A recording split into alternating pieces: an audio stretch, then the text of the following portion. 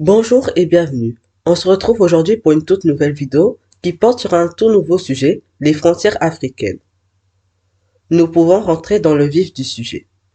Savez-vous quel est le pourcentage des frontières en Afrique qui ont été tracées de toutes pièces? Je vous donne la réponse si vous ne l'avez pas trouvée, mais d'abord n'hésitez pas à mettre la vidéo en pause et à répondre en commentaire. Alors, voici la réponse. C'est près de 80% des frontières africaines qui ont été tracées de toutes pièces. De nos jours, on pense la plupart du temps que ce sont les Européens qui ont construit des pays avec des frontières qui n'ont rien à voir avec des traditions communes ou bien des pays déjà existants. Des pays qui superposent les cartes des ethnies. On pense aussi que c'était fait à l'avance pour le but de pouvoir, après la décolonisation, continuer à diriger indirectement. Mais en réalité, les constructions des États africains ont été faites dans un contexte colonial, et les Européens ne pensaient pas qu'ils auraient l'occasion de partir. Le découpage des frontières en Afrique désignait une compétition entre les pays européens en Afrique. Les deux principales puissances européennes concernées étaient la France et le Royaume-Uni. L'Allemagne, l'Italie, le Portugal, la Belgique et l'Espagne y ont aussi participé, mais de façon moins importante.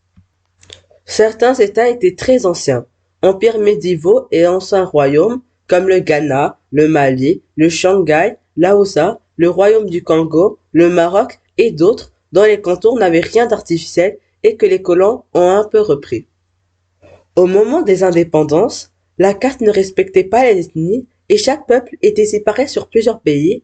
Les peuples étaient par ailleurs réunis avec d'autres peuples ayant vécu la même souffrance, celle d'être séparés. Trouver une carte des États selon les ethnies était impossible à l'époque, d'autant que les Européens ne contrôlaient pas les mouvements indépendantistes. Dans une large majorité, les États nouveaux indépendants gardaient les frontières de la colonisation.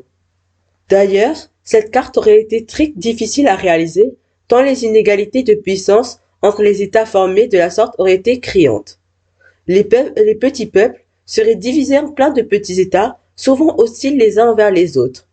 La seule chance pour ces ethnies était que des identités nationales se fassent par-dessus les grandes ethnies.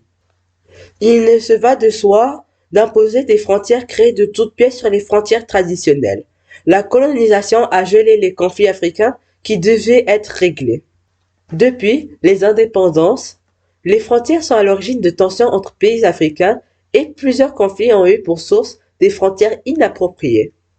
Le problème se sont aggravés des années 70 jusqu'à aujourd'hui, puisque sont concernés non plus seulement les obstacles liés à la circulation des personnes, mais la formation de communautés de réfugiés et les expulsions de ressortissants de pays limitrophes. Les nationalistes ont soulevé la question de la frontière de manière relativement tardive au moment où se sont précisées les perspectives de l'indépendance politique, particulièrement en Afrique où les frontières sont aujourd'hui plus fermées que jamais par rapport à la période coloniale et sans doute aux siècles qui l'ont précédée. Elles se sont progressivement transformées en véritables barrières. On peut alors se demander, est-ce que les frontières africaines connaîtront un changement dans les décennies à venir? Ou la colonisation a-t-elle laissé son empreinte sur le continent africain pour encore une longue durée? Et c'est par cette problématique que s'achève notre vidéo, en espérant qu'elle vous ait plu, et n'hésitez pas à y prendre part dans les commentaires. Merci de m'avoir vu jusqu'à la fin, et n'hésitez pas à vous abonner à la chaîne et de liker.